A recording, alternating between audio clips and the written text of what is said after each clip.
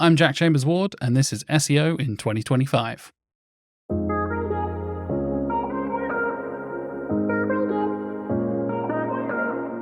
Jack, what's your number one SEO tip for 2025? I think that authenticity will be the difference maker for content in 2025. Authenticity. So what does authenticity actually mean, and what does it really mean to customers? That's a very good question. I think it's something a lot of brands struggle with, which I think is why it's going to be so important for so many people who are creating content in the near future. And I think it separates a lot of businesses from the more generic, especially with the advent of AI generation and LLMs and all that kind of stuff. Bringing an authentic voice to your content and to your brand can really help you stand out against the competition. I think this is especially true for younger audiences. We're seeing it more and more with Gen Z and Gen Alpha being kind of hesitant to engage with brands that are very polished and very corporate and all that kind of stuff. So I think being authentic and open and honest with your audience is going to be key if it's not already. So does authentic mean just showing your true personality, or does it mean different things to different people? I think it definitely means different things to different people, but I think going in with a open, honest, frank approach to content. So, for example, thinking about how you communicate your message rather than being totally positive and saying, yeah, we're the best agency, we're the best product, we're the best service. Being honest about what your product does and doesn't do, which I know Google have talked about, the powers of pros and cons rather than just being always kind of trying to sell to your customers. Being honest to your customers and saying, actually, there is this thing that we don't do best, but you should consider this alternative, or we work well with these other products or services, not just trying to essentially force your message down your customers' throats at all times. Yeah, I love that. And from an agency perspective, if you are an agency that specializes in SEO, then if a customer comes to you and says, well, I've got this small paid search problem, can you help me with that, please? Actually, I can recommend someone for that, partly because you don't want to do it, but partly because you know that someone else will actually do it better than you, probably. Yeah, we do that all the time at Candy. Yeah, I know when we get inbound inquiries, I know Mark and the team will have a conversation and be like, is this realistic? Do they line up with our values and our budget and all that kind of stuff? And exactly as you said, we'll often recommend, we have worked with these freelancers before. We're not particularly running PPC campaigns at the moment, but we have worked with these guys, smaller agencies, one people shows, all that kind of stuff. And actually, we think you'd get more value for your money and more for your budget by using these guys rather than us. And I think that's sounds counterintuitive, right? You want to accept every customer, get every penny that you can, and all, especially as times are incredibly tough at the moment for everything going on in businesses. But yeah, I think being honest and open about what you offer, what you don't offer is pretty key and can really help you build those relationships with other brands as well. You're totally right. So does authenticity provide an opportunity for smaller brands to compete more effectively with larger ones? Yeah, I think that's where a lot of it comes in, because I think you can get away with a lot when you're a big brand. You can do a lot of wacky things and get away. Take the unhinged social media trend that happened with a few of the big brands, McDonald's and all the restaurateurs fighting with each other on Twitter and things like that. There is an element to having a clear brand voice for your small business. And I think that's where you can really nail down your niche and your specific target audience compared to a huge brand that is essentially scattershotting and trying absolutely everything. I think if you have a really clear message and a really clear value, I know myself as a consumer, I try to align myself with brands that align with my values. I will be loyal to a brand, a podcast, a creator, whatever it is. And I am far more likely to align with them if their values align with mine and I feel like they're being authentic. So I think it's especially relevant for small businesses, to be honest. So today you have 5 tips for creating authentic content. Starting off with number 1, curate your content like you're a magazine editor. Yeah, I think this comes from my journalism experience from a few years ago. I think for me, it comes down to the kind of content I always want to create as a podcaster, as a content writer, whatever it is, even as a video creator. I think you want to create stuff that you would read yourself, that you would watch yourself, and that you would listen yourself. And I think that's where so much of the creative process comes in. If it's not going to cut the mustard for yourself, then the chances are it's not going to be interesting for other people. And the opposite is true. If you have a great idea and think, wow, I've made this particular piece of content and I think it is really resonating, it really works, chances are there are going to be other people like yourself. But you've got to be brutal and you've got to be honest with yourself in that process and not just kind of make stuff for the sake of it. Yes, I remember when I had my own podcast and I was told often, create a persona of the person that you want to have a conversation with. But I got a bit fed up with doing that. And I thought, look, I'm just having a conversation with myself. I'm speaking the advice that I would want to receive myself. So I'm having the conversation that I want to have. And that's my persona. Is that a reasonable thing to do for a brand? Or do you think maybe brands need to create a persona to have a conversation with? I think there's an element of truth with a persona. Obviously, thinking about it from a podcast perspective, you and I both being podcasters at heart, David, I think that's especially relevant when it comes to the you that is the presenter, that is the host and the guest when you're on other shows as well.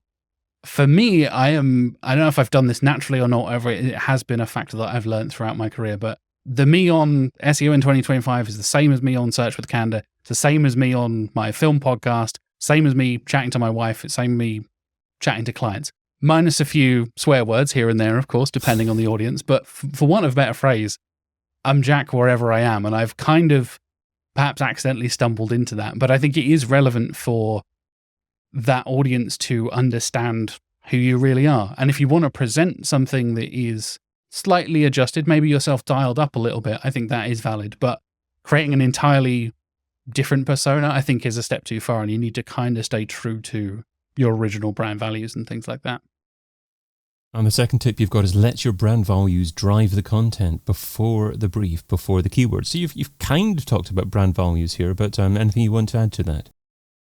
Yeah, I think the values for your brand, I think a lot of people kind of get it in a leaflet when they first join a company or when you first start working with a new client or whatever it is.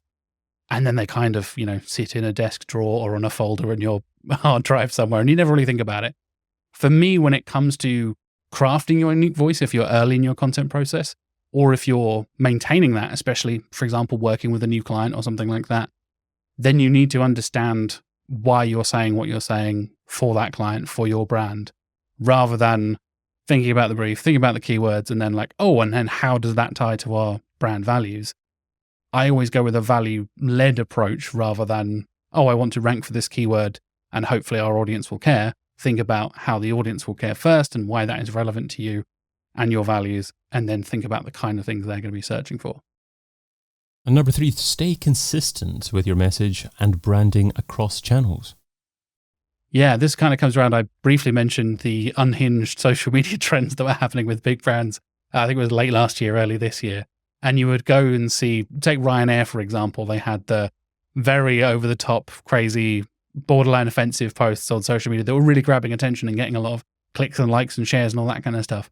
And then you see a ad for Ryanair on YouTube or on the TV, or you click on their website and suddenly it's, welcome to Ryanair. We do discount flights and blah, blah, blah. And it's very corporate and very clean and very conservative. These two things don't align to me. And I think there is total value in adjusting your content for the audience, depending on the platform, of course. I think there's a reason to repurpose content and things like that. But I think a lot of brands underestimate how much crossover there is. And this has definitely been a theme from the guests I've seen on Search with Candor throughout this year, is the amount of people who consider SEO kind of silo by itself. And I think what we want to see is more people understanding that SEO is part of the wider marketing package of an in-house brand, of your agency and your clients, whatever it is. You need to be working together with the rest of the people that are organizing your channels, whether you're working with a social team, the design team, whatever it is, you all kind of need to be working together and understanding that you're saying the same thing. I don't know if you've ever seen examples, David, but I've seen a paid ad that is a very different tone to the result that's on the organic page that's different to the website content, for example. It's just something that every brand is grappling with, really, because, as you say, different platforms are different. I'm talking about TikTok quite a bit recently, and you want to create content that's unique to that platform, but as you say, some people search on Google and also use TikTok and need that consistency in terms of that brand identity, and it's a challenging question. How do you actually have that consistency with it at the same time being native and appropriate for each platform? Yeah, and then that's definitely something I've been in a learning process with creating podcast content, for example, like taking a long form audio or video and using TikTok as an example, exactly as you've been talking about a lot recently, David, is the TikTokification of so much short form content, right? You need super snappy editing and tight cuts, and it can't be longer than 60 seconds, but even though TikTok is now expanding to much longer run times.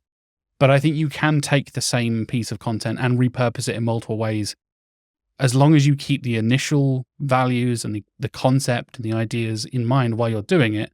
I think it can still work. And you can try, for example, like a short clip on an Instagram reel or a TikTok, and then also the long form version on YouTube or Spotify or whatever it is, and then a transcript or a blog post write-up of that on the website, compared to another type of video, which might be landscape on LinkedIn or Twitter, for example. There's lots of different options, and I think you can take the same piece of content and make it work for different audiences with a bit of tweaking and editing, as long as you keep the core value and the core message consistent. I don't know if I've encountered the word TikTokification before, and you have to practice it about 10 times before you attempt to say it, I would imagine. But it's certainly been used in the past. Doing a quick Google search for it, it seemed to gain popularity about a year ago or so. I can't quite take credit for it, unfortunately, as much as I'd like to. I like it, yes. Let's move up to number 4. Leverage positive and negative elements in your marketing. Yeah, this comes back around to the pros and cons thing I was mentioning earlier. I think that's especially relevant for product-based content and service-based content and things like that. But I think when you are honest about your offerings that you have, when you are writing your content, thinking about, I know last year I talked about e-commerce brands and how you should be creating a lot of content that answers the user's questions and things like that. That ties around into that concept of being honest about what works and what doesn't, what you do and what you don't do, exactly as we were saying from the agency side of things as well. Us at Candor at the moment, we don't take on PPC clients, as I mentioned earlier. So we're going to be honest about that. If somebody comes and says, hey, we want to work with you with PPC, we can happily turn them away because we have other clients we're working with SEO, with digital PR and all that kind of stuff. And I think having the open and honest, for want of a phrase, the balls to be negative about your products and be honest and say, yeah, this thing doesn't do this, or maybe it's not the most durable, but it does this thing. I think a lot of people would be surprised at what a positive response that would get, because I think a lot of brands are very, very protective of their offerings and want to say, we can't possibly give them any negative feedback, any negative elements of our products or our services. Otherwise, that's the one thing people will latch onto. But I found from my perspective, again, and I'm trying to speak for younger generations, despite being in my 30s, that I think a lot of people gravitate towards the honesty and the authenticity of people being open about what they do and don't do. And number 5, cut once, measure twice. Yeah, this is definitely something I learned from my years in writing and journalism and things. Start with essentially your first draft. Your first draft should never be your final draft, was one thing an editor told me many years ago, where you go into the kind of flow of things and get writing and get it out as organically as you can for your first draft. Just get the words on the paper, because there's nothing more intimidating than a blank page when you're trying to write content, right? And the same is true for sitting here staring at a camera and like, oh God, what am I going to say to the camera or into the microphone or whatever the format for your content is. Once you've got that, you can then edit it down and then, like I said, lead with those values for the initial draft. That's when you bring in a bit more of the strategic side of things, bringing in the SEO side of things, thinking about the kind of topics and keywords and things you want to target from that content, is when you then introduce that and you can then edit it down and integrate those other elements into it. How do you measure the value of authenticity? That, I think, is the hardest part of this.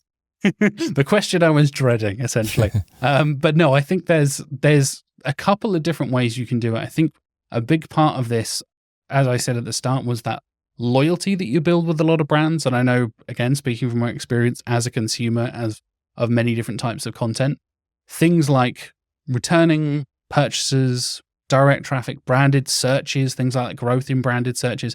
I've seen that for a few clients before, where we have built this ongoing kind of content strategy, and then the organic traffic goes up, but there's something else going on. And again, it comes back around to keeping aware of all the other channels that are going on. Have a look at the direct traffic. Are people just coming straight back to you because they know you are the best source of information for this content?